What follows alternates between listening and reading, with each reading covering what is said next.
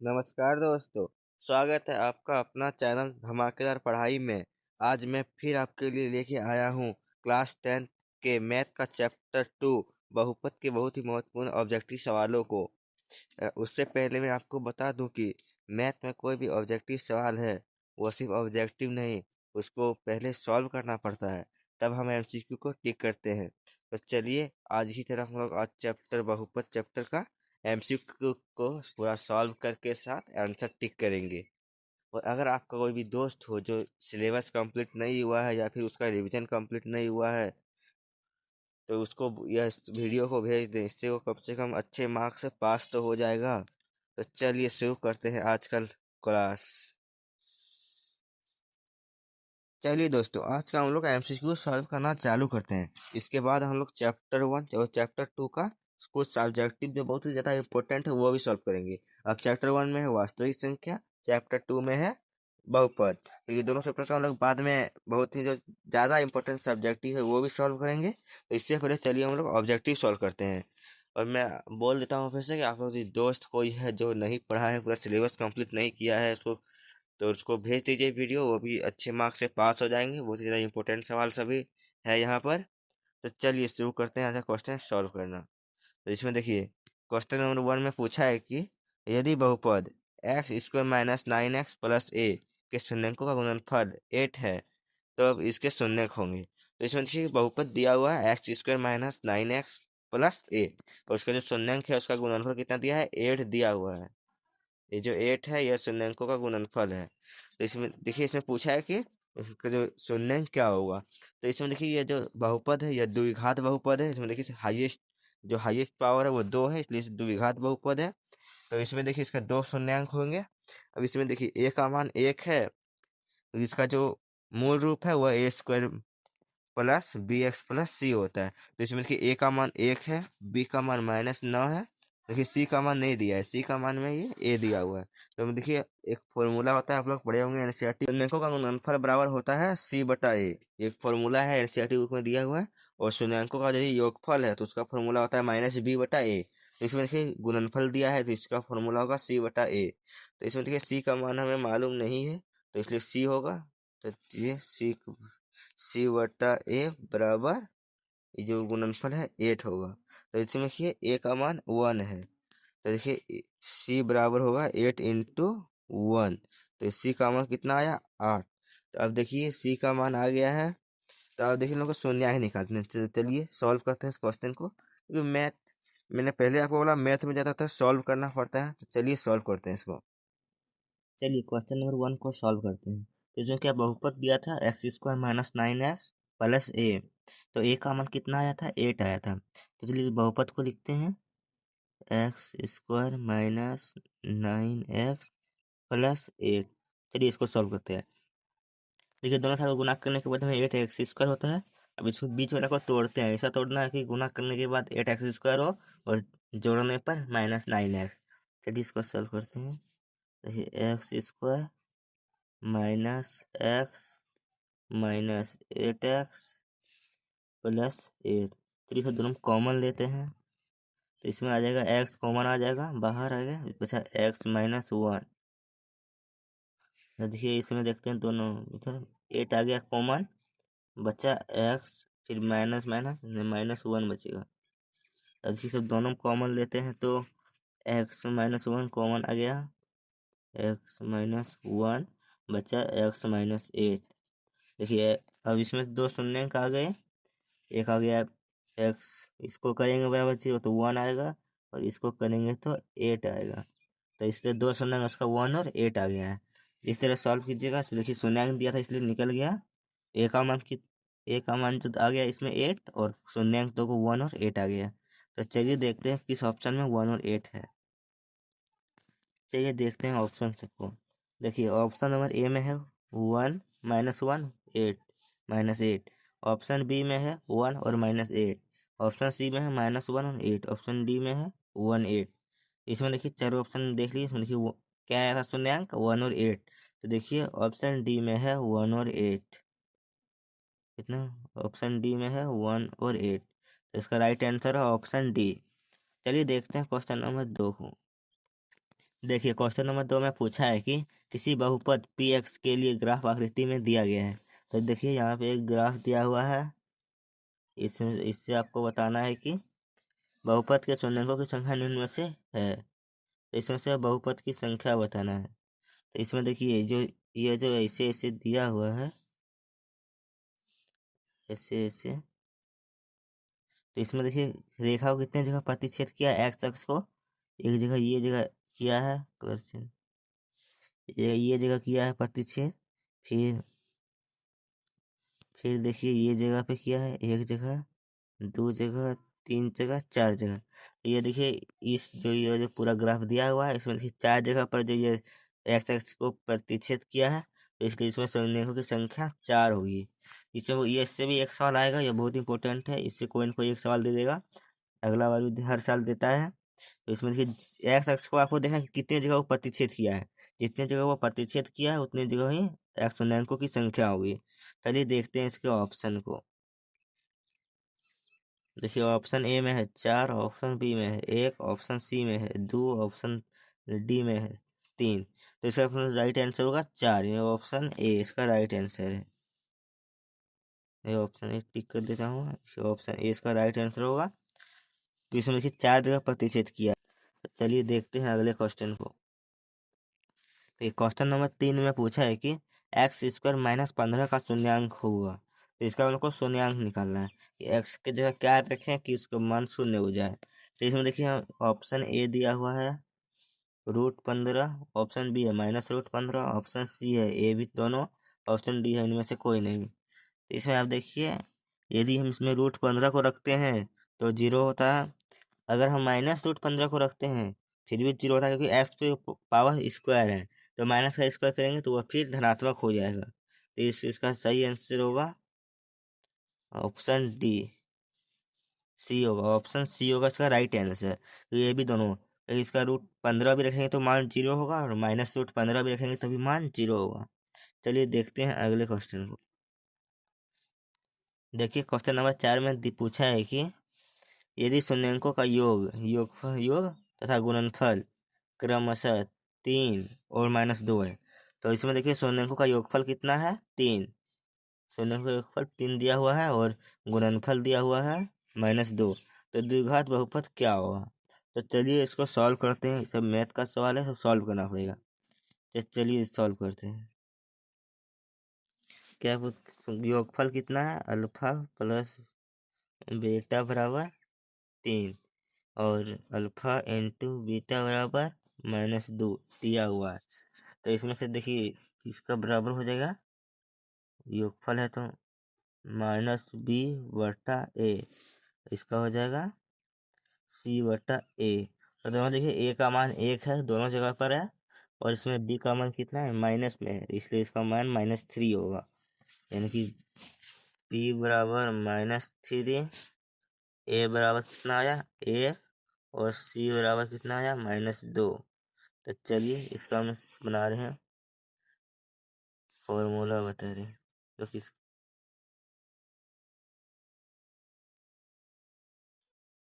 देखिए इसका आपको फॉर्मूला दिखा रहा हूँ।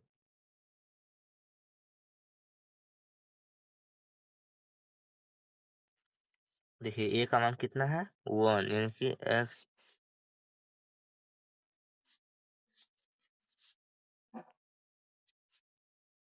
कितना ए का मान 1 है, x²। बी का मान -3x, सी का मान -2। तो इसका जो रेशो है ये आएगा x² -3x -2। चलिए देखते हैं ऑप्शन को।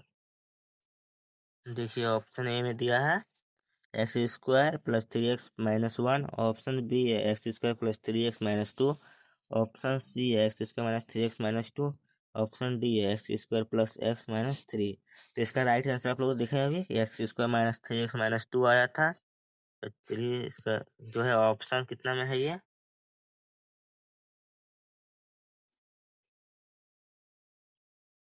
तो इसका राइट आंसर होगा ऑप्शन सी, यानी कि x² - 3x-2। इसका सही आंसर अभी हम लोग सॉल्व किए। तो चलिए 4 नंबर का होगा सी। चलिए देखते हैं अगले क्वेश्चन। फिर अगले क्वेश्चन में पूछा है कि एक्स किसी बहुपद पी एक्स के लिए ग्राफ आकृति में दिया गया है। इसमें फिर एक ग्राफ दिया हुआ है, तो इसमें से बहुपद के शून्यकों की संख्या कितनी होगी। तो फिर इसमें देखिए शून्य निकालने बोला है, तो इसका मैंने आपको बताया। तो इसमें देखिए दिया हुआ है इसे। अब इसमें देखना एक्स अक्ष पर कितने बिंदुओं पर काटा है। तो इसमें देखिए एक बिंदु यहाँ काटा है, दूसरा बिंदु यहाँ है, तीसरा बिंदु यहाँ, यानी कि ये 3 जगह पर काटा है। तो इसलिए इसके शून्यकों की संख्या 3 होगी। चलिए देखते हैं ऑप्शन। ये ऑप्शन ए में है 0, ऑप्शन बी में है 1, ऑप्शन सी में है 2, ऑप्शन डी में है 3। इसका भी मैंने आपको सही आंसर बताया कि जो है 3 बिंदु प्रतिच्छेद किया है। एक यहाँ है, दूसरा यहाँ, तीसरा यहाँ। तो इसका शून्यकों की संख्या 3 होगी, जो ऑप्शन डी में है। इसका राइट आंसर होगा ऑप्शन डी।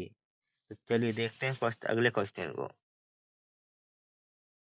क्वेश्चन नंबर 6 में पूछा है कि किसी बहुपद है 4u² + 2u 8u। ये एक बहुपद दिया हुआ है, इसका शून्यक होगा, इसका शून्यक निकालना है। तो इसमें देखिए जब 4 को हम कॉमन लिए 4u बाहर आ जाएगा, बचेगा कितना u+4। तब u+4 के बराबर 0 लिखेंगे तो u बराबर आ कितना है -4। और 4u बराबर 0 लिखेंगे तो u बराबर 0। तो इसका 2 शून्यंक आएगा, एक आएगा -4, एक आएगा 0। तो इसमें देखिए ऑप्शन में क्या क्या है।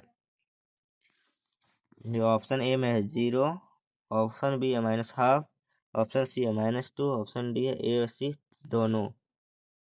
देखिए क्वेश्चन नंबर 6 में पूछा है कि किसी बहुपद 4u² + 8u का शून्यक होगा।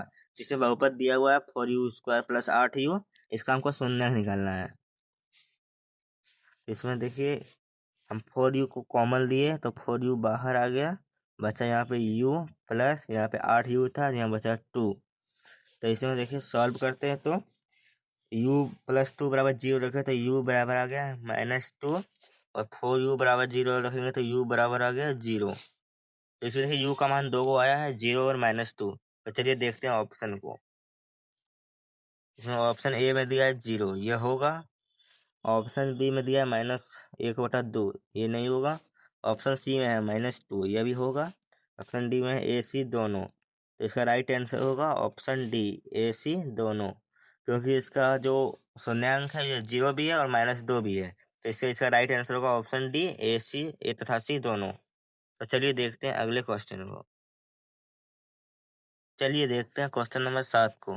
क्वेश्चन नंबर 7 में पूछा है कि द्विघात बहुपद x² - 7x + 12 के शून्यंकों का योग निम्न में से चुने। तो इसमें देखिए बहुपद दिया हुआ है x² - 7x + 12।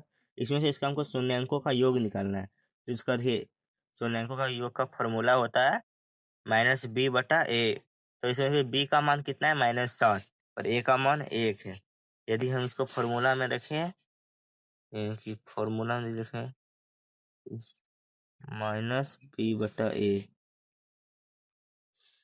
-b/a। तो b का मान कितना है -7 और a का मान कितना है 1। तो -7 -7 +7 हो जाएगा, बराबर आंसर 7 आएगा। तो इसका शून्यंकों का योग कितना आएगा 7। तो चलिए देखते हैं ऑप्शन को। तो इसमें देखिए 7 ऑप्शन बी में दिया हुआ है। तो इसका सही आंसर होगा ऑप्शन बी, यानी 7। तो इसमें हमने बता दिया कि शून्यंकों का योग कैसे निकालना है, इसका गुणनफल भी कैसे निकालना है। तो गुणनफल का फॉर्मूला होता है c/a और योग का फॉर्मूला होता है -b/a। तो अभी मैंने योग निकालने बोला था तो मैंने -b/a निकाला, तो इसका आंसर 7 आया। तो चलिए देखते हैं अगले क्वेश्चन को। देखिए इसमें पूछा है कि बहुपद 3x² - 12x का शून्यक निम्न में से चुने। तो ये बहुपद, चलिए सॉल्व करते हैं। बहुपद क्या दिया था 3x² - 12x। ये बहुपद दिया हुआ था। चलिए इसमें कॉमन लेते हैं तो आ जाएगा 3x कॉमन, बचा कितना x-4। तो इसमें x-4 बराबर 0 करेंगे तो x बराबर 4 आ गया। हमें 3x बराबर x बराबर 0 हो गया। तो इसमें जो शून्यंकों का मान है वो 0 और 4 है। चलिए देखते हैं ऑप्शन को। इसमें देखिए ऑप्शन दिया है ए नंबर में है 0, 4, ऑप्शन बी है 0-4, ऑप्शन सी है 1, 4, ऑप्शन डी है 0-2। तो इसका मैंने अभी सॉल्व किया, इसका आंसर क्या आया था 0, 4। तो इसका राइट आंसर होगा ऑप्शन ए 0, 4। तो चलिए देखते हैं अगले क्वेश्चन को। क्वेश्चन नंबर 9 में पूछा है कि द्विघात बहुपद x² + 7x + 10 के शून्यंकों का गुणनफल निम्न में से चुने। तो इसमें देखिए बहुपद दिया है x² + 7x + 10। इसमें स्वयंकों का गुणनफल निकालना है। तो मैंने अभी आपको फॉर्मूला बताया था, गुणनफल का होता है c/a। तो इसमें देखिए c का मान कितना है 10 और a का मान कितना है 1, तो इसका जो आएगा मान 10 आएगा। तो चलिए देखते हैं ऑप्शन को। देखिए ऑप्शन ए में है 10, ऑप्शन बी है 7, ऑप्शन सी है 3, ऑप्शन डी है 10/7। इसका अभी सॉल्व किए, इसका राइट आंसर होगा ऑप्शन ए यानी कि 10। इसका राइट आंसर 10 होगा। मैंने अभी आपको फॉर्मूला बताया कि c/a होगा, c का मान 10 है, a का मान 1 है, तो 10/1 10 होगा। चलिए देखते हैं अगले क्वेश्चन को। ये आज का ये लास्ट क्वेश्चन है और इसके बाद हम लोग सब्जेक्टिव भी करेंगे। तो इसमें देखिए घात 1 के बहुपद को डैश है या कुछ भरना है तो बहुपद कहते हैं। तो किसी भी बहुपद का यदि घात 1 है तो उसे क्या कहते हैं, हम लोग को पता ही होगा। मैंने इसका देखिए इसमें पूछा है घात 1 के बहुपद को क्या कहते हैं। तो इसमें ऑप्शन ए है द्विघात, ऑप्शन बी है रेखिक, ऑप्शन सी है त्रिघात, इनमें ऑप्शन डी है इनमें से कोई नहीं। तो इसका राइट आंसर होगा बी नंबर, रैखिक समीकरण या रैखिक बहुपद। ये समीकरण कुछ और होता है, इसमें क्या कहते हैं, रैखिक बहुपद कहते हैं। यदि किसी आप लोग कमेंट में कर दीजिएगा, यदि किसी भी बहुपद का अधिकतम घात 3 है तो उसको क्या बोलेंगे।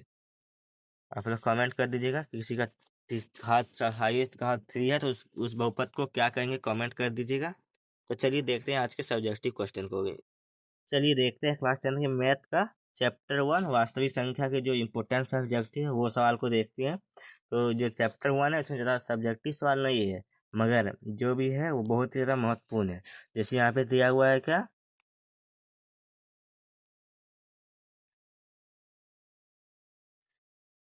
दिया हुआ है सिद्ध कीजिए कि √5 एक अपरिमेय संख्या है। तो इसमें कि सिद्ध करना है कि जो √5 जो है वह एक अपरिमेय संख्या है, ये सिद्ध करना है हमको। तो इसमें देखिए कुछ भी दे सकता है एग्जाम में कि √2 एक अपरिमेय संख्या है, सिद्ध करना है, या फिर वो दे देगा कि √3 एक अपरिमेय है। तो इसलिए जो ज़्यादा इंपॉर्टेंट है वो दे दिया हूँ कि जो √5 ही एक अपरिमेय संख्या, ये शायद एग्जाम में आ सकता है। तो चलिए इसको सॉल्व करते हैं। तो पहले हम √5 को मान लेते हैं क्या, ये एक परिमेय संख्या है। √5 क्या है, एक परिमेय संख्या है। तो चलिए इसको सॉल्व करते हैं। चलिए पहले मानते हैं कि √5 एक अपरिमेय संख्या है, इसको मान लिया कि एक परिमेय संख्या है। तो चोर जब भी पुलिस जब भी चोर को पकड़ता है वह चोर का ही दिमाग लगा के। तो देखिए √5 एक परिमेय संख्या है, इसको मान ली। तो इसको हम बटा के रूप में लिखेंगे किसके, मान लो इसको आर और आर, इसको भिन्न का रूप में लिख लिया आर और एस। क्या आर और एस इसका भिन्न का रूप है। तो इसे देखिए आर और एस में कुछ ना कुछ यदि कॉमन गुणनखंड जरूर है, एक के अलावा और कोई ना कोई गुणनखंड है जो उभयनिष्ठ है। तो उसको हम कट, जो भी गुणनखंड उभयनिष्ठ है उसको कटाए तो हमें प्राप्त हुआ a/b। अब a/b ऐसा है कि में एक के अलावा कोई भी ऐसा उभयनिष्ठ गुणनखंड नहीं है।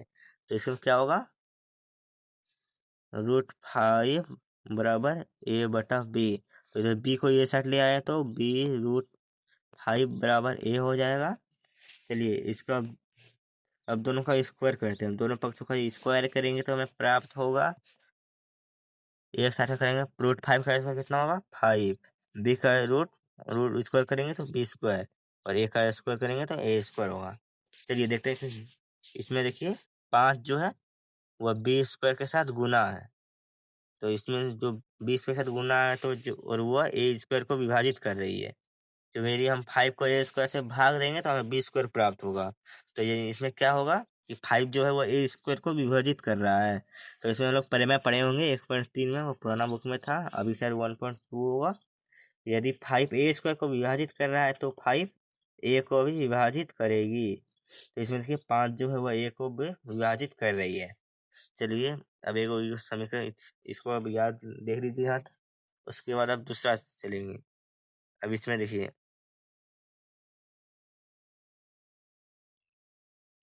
अब जिसमें जो है ए का बराबर हम मान लिए, ए को मान लिए 5c, ए बराबर हम 5c मान लिए। अब इसका मान हम रखते हैं समीकरण में। तो चलिए 5b² बराबर 5b² बराबर हम ए की जगह 5c का मान रख रहे हैं, इसका स्क्वायर होगा तो बराबर हमें प्राप्त होगा 5b² बराबर 25c²। और यहाँ देखिए 5 5 कट जाएगा 5 बार में, तो हमें प्राप्त होगा b² बराबर 5c²।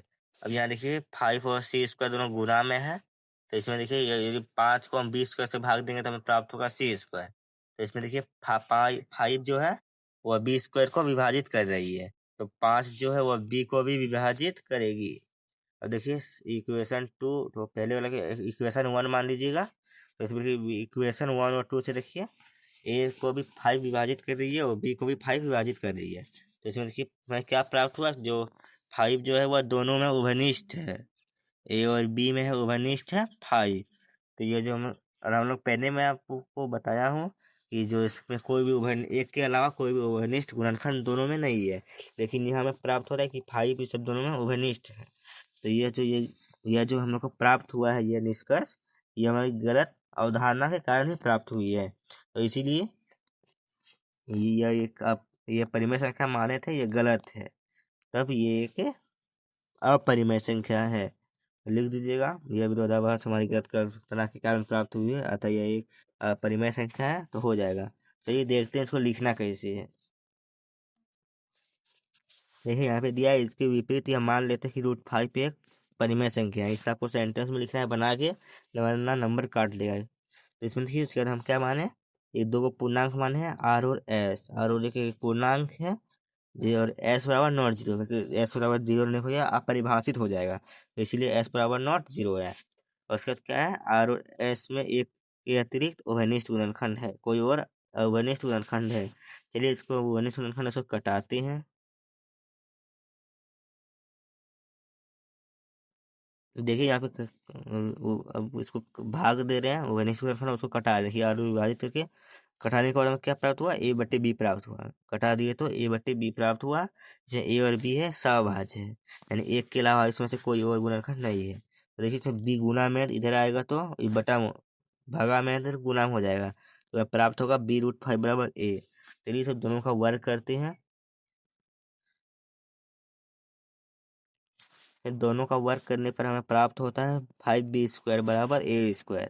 तो ये देखिए 5 जो है वो a² को विभाजित कर रही है, तो 5 जो है a को भी विभाजित करेगी। तो उसके बाद अब इसमें ये हो गया इक्वेशन 1, इक्वेशन 1 हो गया। फिर हम मान लेते हैं कि a बराबर 5c हम मान लिए, a बराबर 5c मान लिए और c एक पूर्णांक है, तो ये c एक पूर्णांक है a बराबर 5c मानने पर। चलिए इसको हम इक्वेशन में रखते हैं। चलिए ए के मान को इक्वेशन में रखते हैं, तो इक्वेशन में रखने के बाद हमें प्राप्त होता है 5b² बराबर 25c²। इसको हम 5 को घटाएं 5 बार में, तो हमें प्राप्त होता है b² बराबर 5c²। तो इसमें देखिए 5 जो है वो b² को विभाजित कर रही है, तो वो 5 जो है b को भी विभाजित करेगी। तो इसे देखिए इसको इक्वेशन 2 मान लीजिए। तो इसमें देखिए इक्वेशन 1 और 2 से देखिए हमें क्या प्राप्त होता है कि ए और बी में कम से कम एक उभयनिष्ठ गुणनखंड 5 है, परंतु इससे विरोधाभास प्राप्त होता है कि ए और 5 में अतिरिक्त कोई उभयनिष्ठ गुणनखंड नहीं है। तो ये देखिए हमको विरोधाभास हमें प्राप्त हुआ है कि ए और बी में कोई भी और अन्य गुणनखंड नहीं है, परंतु हमें यहाँ पे 5 जो है वो एक उभयनिष्ठ गुणनखंड प्राप्त हो रहा है। इसीलिए यह विरोधाभास हमें गलत कल्पना के कारण प्राप्त हुई है, ये लिख देना है। यह विरोधाभास हमारी कारण प्राप्त क्योंकि हमने त्रुटिपूर्ण कल्पना कर ली थी कि √5 एक परिमेय संख्या है, अतः निष्कर्ष निकालते हैं कि √5 एक अपरिमेय संख्या है, प्रूव्ड लिख के हो जाएगा। ऐसे देखिए उसका पूरा सेंटेंस है, याद कर लीजिएगा। चलिए अब देखते हैं चैप्टर 2 का जो महत्वपूर्ण सब्जेक्टिव सवाल है उसको देखते हैं। तो देखिए चैप्टर 1 में सिर्फ एक ही सवाल था जो बहुत ही ज़्यादा महत्वपूर्ण था, उसे उससे ज़्यादा सब्जेक्टिव नहीं आता है। तो इसमें भी एक जो है चैप्टर 2 बहुपद में भी कुछ ज़्यादा महत्वपूर्ण सवाल नहीं है, इसमें से 2-3 को है जो महत्वपूर्ण सवाल है। दे देगा कि शून्याङ्क का शून्याङ्कों का योगफल और गुणनफल दिया होगा, उसमें से आपको निकालना है बहुपद निकालना है, या फिर अब बहुपद दिया होगा उसमें से आपको शून्याङ्क निकालना है, या फिर शून्याङ्कों का योगफल गुणनफल निकालना है, ये सब दे सकता है। तो इसमें देखिए इसमें पूछा है कि एक द्विघात बहुपद ज्ञात कीजिए। इसमें देखिए द्विघात बहुपद ज्ञात करना है, जिसे शून्याङ्कों का योग तथा गुणनफल क्रमशः 4 और 1 है। तो इसमें देखिए योग दिया हुआ है 4 और गुणनफल दिया हुआ है 1। चलिए इसको सॉल्व करते हैं। चलिए सॉल्व करते हैं क्वेश्चन को। क्वेश्चन में क्या दिया था कि अल्फा प्लस बीटा बराबर कितना था 4 और अल्फा इंटू बीटा कितना था 1। तो इसमें देखिए अल्फा प्लस बीटा का सूत्र होता है -b/a। तो -b/a कितना है 4 दिया हुआ है और अल्फा इंटू बीटा होता है 1 दिया हुआ है c/a बराबर 1।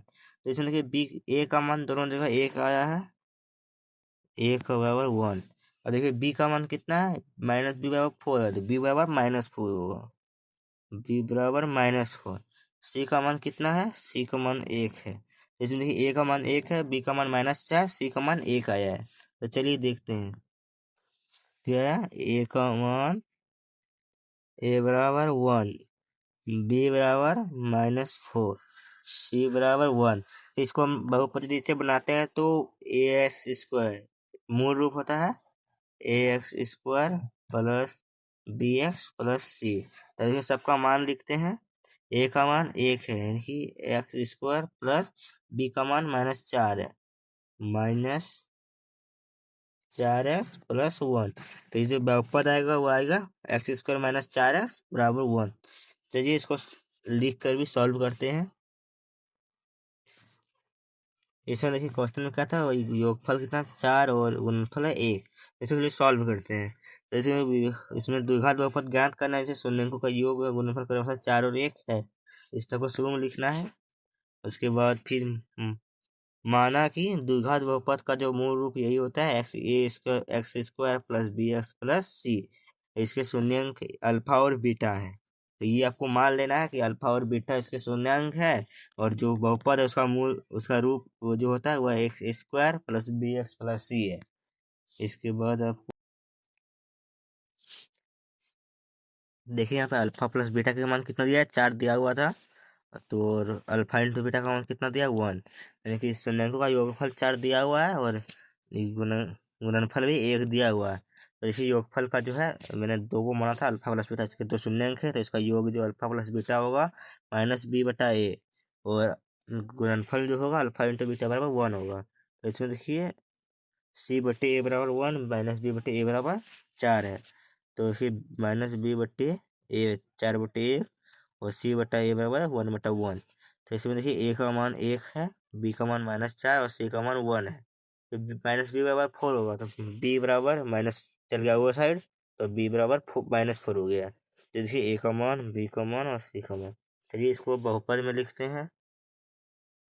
तो इसे देखिए हमारा जो बहुपद जो हमें प्राप्त हुआ है वो देखिए अभी बहुपद x² -4x प्लस 1 है x² -4x प्लस 1 जो है यही हमारा बहुपद है। तो इसी तरह जो भी है महत्वपूर्ण सवाल वो सॉल्व कराते रहेंगे। आप चैनल को सब्सक्राइब कर लीजिएगा। अब मिलते हैं नेक्स्ट वीडियो में। आज का जो सब्जेक्ट है ये दोनों जो सब्जेक्ट मैंने सॉल्व किया ये बहुत ज़्यादा इम्पोर्टेंट है। एग्जाम में 100% है ये इससे क्वेश्चन आएगा। लेकिन अब क्या कौन सा रहेगा वो आपको देखना है कि √5 रहेगा √3 रहेगा √2 रहेगा √11 रहेगा या अन्य और भी सारे हैं वो आपको मैनेज कर लेना है आपको। बट क्वेश्चन आप लोग सॉल्व करने का तरीका याद रखिएगा भाई कुछ भी रहे उस ट्रांसफार्मर में आपको बैठा देना है बस। अब जहाँ फिर क्वेश्चन में दे देगा √5 दिए थे अब एग्जाम में दे देगा √2 1 है तो जहाँ जहाँ √5 था जहाँ जहाँ मान से a बराबर 5c माने थे वहाँ पे आपको 2c मानना है। तो इस तरह आपको बहुत कुछ भी देगा आपको सिर्फ इसका जो बनाने का जो तरीका है उसको आपको याद रखना है। तो मैथ में कितना ही ऑब्जेक्टिव रहे वो उसको सॉल्व करना पड़ेगा पहले उसके बाद ही आंसर दे पाएंगे। तो इसी तरह मज़ेदार वीडियो के लिए हमारे चैनल को सब्सक्राइब करें और थैंक्स फॉर वाचिंग। और आपके दोस्त हो कोई भी तो उसको बोल दीजिएगा कि एक धमाकेदार यूट्यूब पर एक चैनल है धमाकेदार पढ़ाई के नाम से उसमें जाकर वीडियो देखो एग्जाम में अच्छे मार्क्स से पास हो जाओगे। ठीक है बाय बाय दोस्तों।